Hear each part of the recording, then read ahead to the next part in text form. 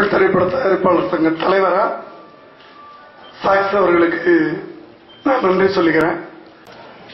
ஏன்னா சிறு படங்களை வாங்குவதற்காகவே ஒரு சேனல் ஆரம்பிக்கிறேன் அப்படின்னு நீங்க அனௌன்ஸ் பண்ணியிருக்காரு. சோ அவர்களுக்கு தமிழ் திரையுலகத்தின் சார்பாக முதலில் என்னுடைய நன்றியை தெரிவித்துக் கொள்கிறேன்.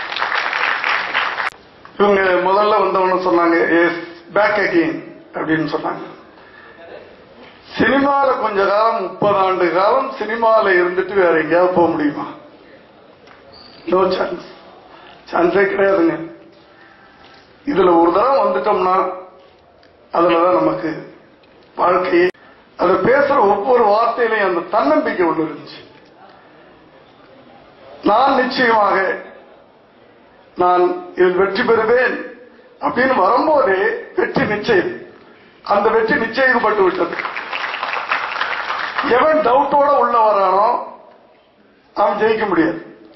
நம்ம இதுக்குள்ள போறோம் ஜெயிப்போமா தோப்போமா அப்படின்னு என்னைக்கு நமக்குள்ள அந்த சந்தேகம் வருதோ நிச்சயமா முடியாது. அதுலயும் முக்கியமா இந்த தொழில்ல அவருக்கு இருக்கிற தன்னம்பிக்கை. ஒரு இடைவெளி அப்படின்லாம் சொன்னாரு. கலைஞர்களுக்கு இடைவெளி அவசியம்.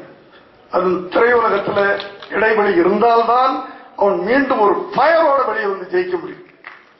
அது நிச்சயமா. அதனால மறுபடியும் அவர் ஒரு நெருப்பு மாதிரி வந்திருக்கிறாரு. நிச்சயமாக அவருக்கு